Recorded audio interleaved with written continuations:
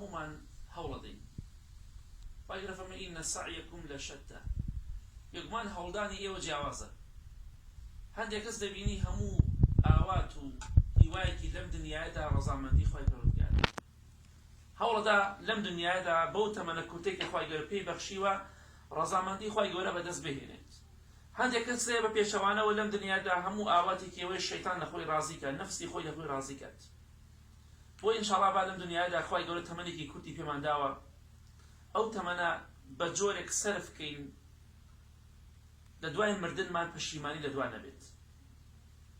ئەمڕۆ کە ڕۆژێکە خۆشەویستی خوا صلی الله علیه وسلم لە حەدیثێکی صحیحدا کە لە صحیح بوخاریدا هاتووە باسی ئەم ڕۆژەمان بۆ دەکات.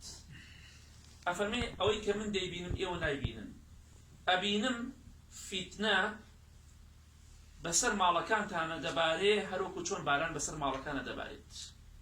ئەمڕۆ بەڕاستی فیتنە لە ڕێی تەلەڤیزۆنەکان و سەتەلایتەکانەوە، لە ڕێگای مۆبایل و تۆڕە کۆمەڵایەتیەکانەوە فیتنە هاتۆتە ناو ماڵەکانەوە.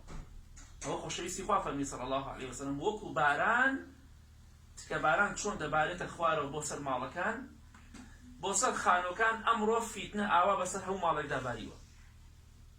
جا ئێمەش لەم ڕۆژەدا کە فیتنە لە هەموو لایەکەوە دەبارێت پێویستە کارێکی وا بکەین بە ئیزنی خوای گەورە ڕەزامەندی خوا بەدەست خۆمان بهێنین. کارێکی وا بکەین لەو کەسانە بین کاتێک کە دەمرین بە پشتیوانی خوا، خوای گەورە لێمان ڕازی بێت. لەو کەسانە بین بە پشتیوانی خوا کە بەرەو بەهەشتی خوا بڕۆین، بۆ ڕەزامەندی خوا بڕۆین.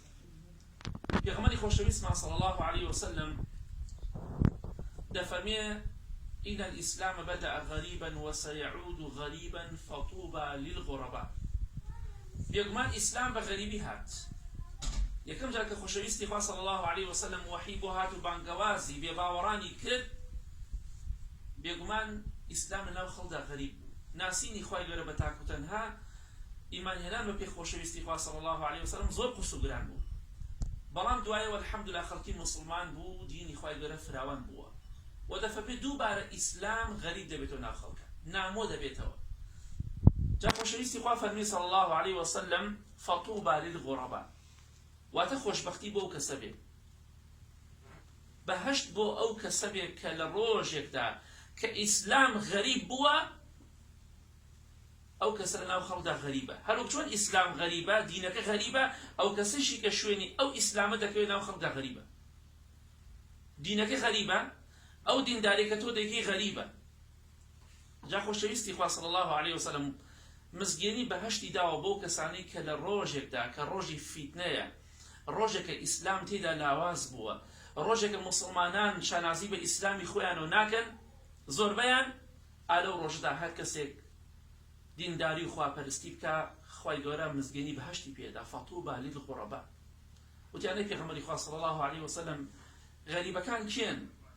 فەرمی أناس صالحون في أناس سوء كثير من يعصيهم أكثر ممن يطيعهم.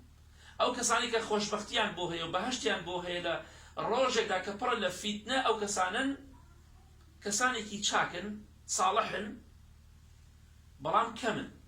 ئەمە وەسفەکانیانە. أناس صالحون قليل. کۆمەڵە کەسێکی چاکن، پیاو بن یا ئافرەت، ڕوو لە خوان، ساڵحن، تاڵح نین، بەڵکو چاکن.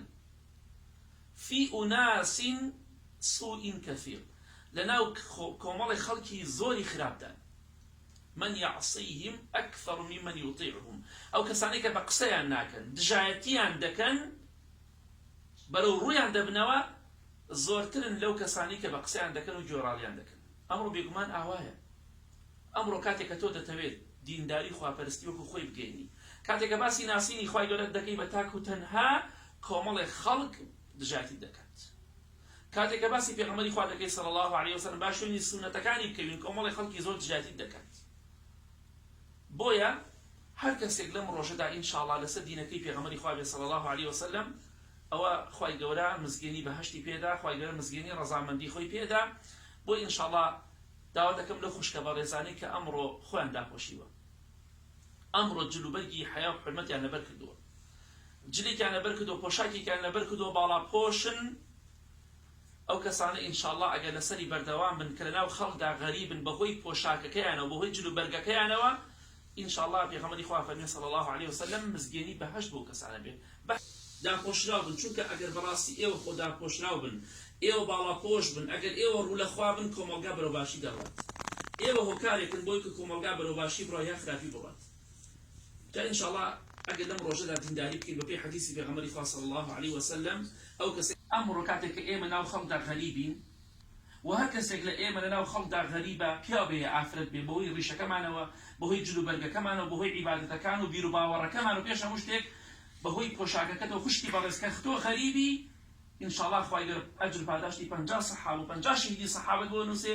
وە لە دنیادا مزگەری بەهەشت بۆ کەسانە دراوە کە باڵاپۆشن و بە حەیا و بە حورمەتن بۆ کەسانێک کە غەریبن ناو خەڵکدا با بەردەوام بین لەسەر دینداری خواپەرستی ئەمڕۆ کە فیتنە زۆرە پێویستە خۆمان ڕزگارکەن بەو ئەوش بەوەی عەقیدە و بیر و باوەڕی خۆمان پاکەینەوە ئیمان و تەقوای خۆمان زیادکەین خۆمان لە فیتنە و لە ئاژاوە بپارێزین بۆیە لە شەوی تاریکدا لە شەو تاریکەکاندا هەوڵێک بدەن بۆ ڕووناکی ناو قەبرەکانتان بۆی قەبرەکانتان ڕووناک بێتەوە بە فلیم و بە گۆرالی و بە تاوان قەبرەکانتان ڕووناک نابێتەوە خوشکە بە ڕێزەکانم برا بە ڕێزەکانم ئەم دنیای بەخوا کەوەندە دڵمان پێی خۆش ئەمڕۆ یابیانی کۆتایی پێدێ بۆیە با کارێک بکەین ڕەزامەندی خوا بەدەست خۆمان بهێنین ڕەزامەندی خوایش بەوە دەبێت کە لەسەر قورئان و سونەت بژین ژیانمان تێگەیشتنمان عەقیدە و بیر و باوەڕ و ئیمانمان بەپی قورئان و سونەتەکانی خۆشەویستی خوا بێ صلی الله عليه وسلم ئەو کاتە لە دوای مردنمان ئینشاءالله ئیسراحەتێک دەکەین هیچ کاتێک کۆتایی پێناوی و بەبێ کۆتایی هاتن هەر بەو شێوە بەردەوام دەبێت لە بەهەشتی پڕ لە ناز و نیعمەتە